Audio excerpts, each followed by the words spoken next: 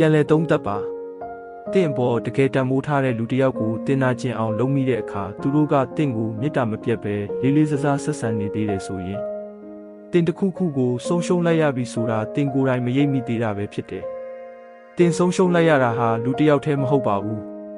တင်ရဲ့အားနည်းချက်တွေထက်တင်ကိုပိုချစ်ပေးခဲ့တဲ့သူတင်နဲ့မထိုက်တန်တဲ့အချိန်မှတော့တင်ကိုပဲအချိန်ချင်းရွေးချယ်ခဲ့တဲ့သူဖြူစင်တဲ့စိတ်ဝိညာဉ်တစ်ခုကိုပါဆုံးရှုံးလိုက်ရတာပါ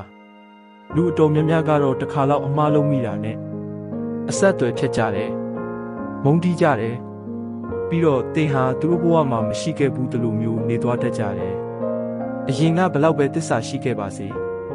ဘလို့အမှတ်တရတွေပဲရှိခဲ့ပါစေသူတို့ရဲ့ယုံကြည်မှုကိုတစ်ခါလောက်ဖျက်ဆီးလိုက်တာနဲ့အားလုံးဟာအပီးတိုင်ဆက်သိမ်းသွားတတ်ပါတယ်ဒါပေမဲ့တချို့သောနှလုံးသားတွေကတော့ထူးခြားတယ်နာကျင်ရရင်တောင်မှတင့်ပေါ်ဆက်ပြီးဂရုစိုက်ဖို့အကြောင်းပြချက်တွေကိုသူတို့ရှာနေတတ်ကြသေးတယ်တင့်ရဲ့အမားတွေကြားထဲကနေတင့်ရဲ့ကောင်းကွက်လေးတွေကိုပဲသူတို့မြင်ပေးနိုင်ကြတယ်သူတို့ခွင့်လွှတ်ပေးတာဟာအားနည်းလို့မဟုတ်ပဲ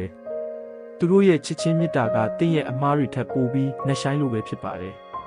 လက်စားချေဖို့ထက်ငြိမ်းချမ်းမှုကိုပဲသူတို့ရွေးချယ်ခဲ့ကြတယ်အကယ်၍တင်ဟာအဲ့ဒီလိုလူမျိုးတစ်ယောက်ကိုဆုံးရှုံးလိုက်ရပြီဆိုရင်တင်ဟာအချစ်တစ်ခုလေးကိုဆုံးရှုံးလိုက်ရတာမဟုတ်ပါဘူးဒီလောကမှာရှားပါတဲ့စိတ်ထားမျိုးကိုဆုံးရှုံးလိုက်ရတာပါဘာလို့လဲဆိုတော့ဒီလောကကြီးဟာအယမ်းကိုအေးဆက်လွန်းလို့ပါပဲလူအတော်များများကအမှားတစ်ခုစကားများတာတစ်ခုဒါမှမဟုတ်